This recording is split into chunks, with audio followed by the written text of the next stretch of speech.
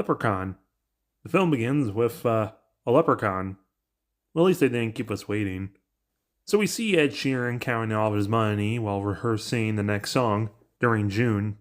Try as they will, and try as they might.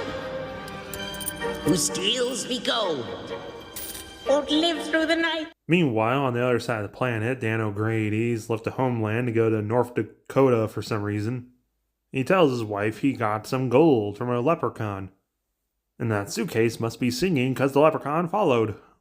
So tossing her down the stairs, the leprechaun and O'Grady have a discussion about reappropriation of his gold with some Leons. The leprechaun is played by Warwick David, basically the Doug Jones of Little People. The leprechaun makeup is fine, he looks like a leprechaun, or at least an American idea of one. They didn't try and reinvent the wheel by making him some just weird monster thing unrelated to leprechauns. But luckily for O'Grady, he's not just packing heat, he's packing clover, which seems to be the leprechaun's kryptonite. Dropping the leprechaun's health enough, he nails him in a box with the clover on top, but he has a stroke before he can burn the place down. 10 years later, we meet Tori, played by a pre-Friends, pre-nose job Jennifer Aniston. Her and her dad JD moved from LA to O'Grady's house. Now it might be a crack den in the middle of nowhere that dad bought just to live out his off-the-grid fantasies, make him seem a lot cooler than he actually is. But at least there's a hunky painter named Nathan who kind of looks like if Kevin Bacon was played by Jim Carrey. And she's the modern city girl trying to get with the kind of sexist, rugged country boy. This is interrupted when we meet the other painters. Ozzy, who's a little special, and you probably know him as either Francis from Pee-wee's Big Adventure or Chubby in the Teen Wolf movies.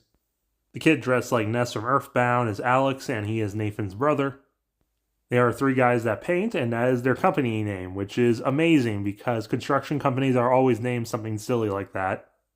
They start painting the house the most garish colors they could find until Ozzy gets some paint on him, and when he's washing off, he hears some music that sends him into the basement, and he knocks off the clover that definitely should have been decomposed after 10 years. But now that My Name is Kevin is free from the box, he tells Ozzy to hit that like button and the subscribe button. There's either this or go back to shoe shining. And don't tell me where the gold is, I'm gonna make your ears into new shoes. Ozzy escapes easily because the leprechaun's depowered after 10 years, but no one really believes him about the basement fae. Until the polysexual flag is in the air, leading to a Chevy that has gold in them darn seats. Ozzy tries doing the see if the gold can bend with your teeth and accidentally swallows a coin. So Alex suggests let's split the money and keep it to ourselves, 80 me, 20 you. You can use this money to get your operation and be less dumb. Meanwhile, the leprechaun is busy rubbing legs and biting hands. Because Dad was bit by the leprechaun, we gotta take construction worker Uber all the way to the hospital. Comfortable back there? No, not really. I got some monsters if you're thirsty. Oh, God, what's that smell? You talking fart, diesel, garbage? You're gonna need to be more specific. I think all of those combined. Yeah, you'll have that in these bigger trucks. What the hell, man? Oh, sorry. Force of habit. Damn Dodge. Kid, stick your head in the engine. The leprechaun steals a tricycle, neither because it was a bad idea buying this house because the hospital is a day trip away or the fact they're driving a Dodge. The leprechaun actually beats them there. Ozzy and Axel get their coin valued, but they have to come back tomorrow. But by then, the leprechaun shows up. He takes the coin but still pogos the guy to death. This old lep, he played one, he played pogo on his lawn. Teach you to steal me gold. And then he pimps his ride with a power wheel. But they're still not street legal, so he gets pulled over. He plays with the cop in the woods for a while. And again, because the house is just that far into the middle of nowhere and a bad idea to buy, the leprechaun makes it to the house again, before everyone else. Dad.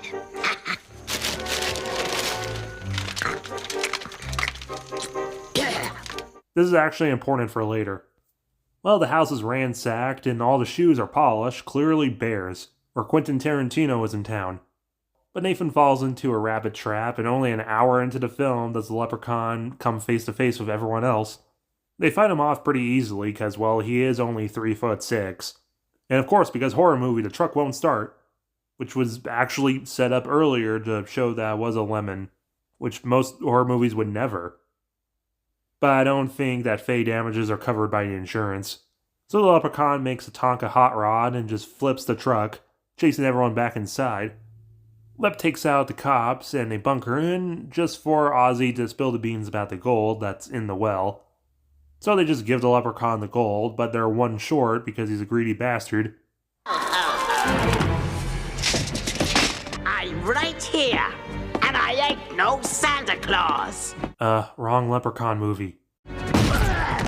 We have 20 minutes to kill, so we just do some random shit until they distract the Leprechaun with some shoes so they can complain to the previous owner about the house.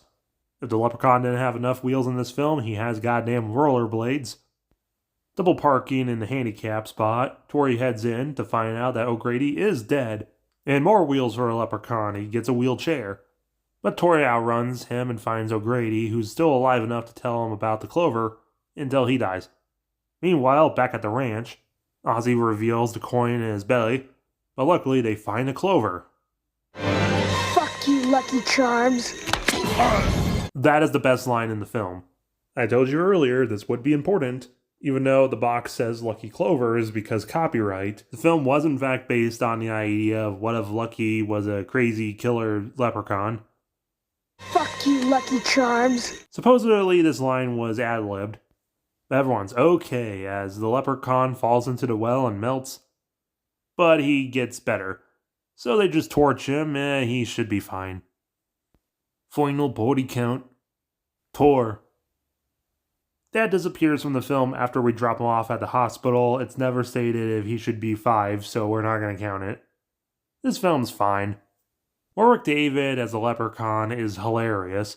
They know what kind of film this is, and they don't try to be anything else. The rest of the cast do an alright job, just nothing really special about it. Which I guess I could say for just this film in general. If you want a killer leprechaun movie, it gives you exactly what you would think. But with the lack of a body count, this film honestly could probably have just been edited down to be a PG-13 horror and no one would notice. 5.5 out of 10. Make sure to hit that like button and the subscribe button. Haha, I said it twice.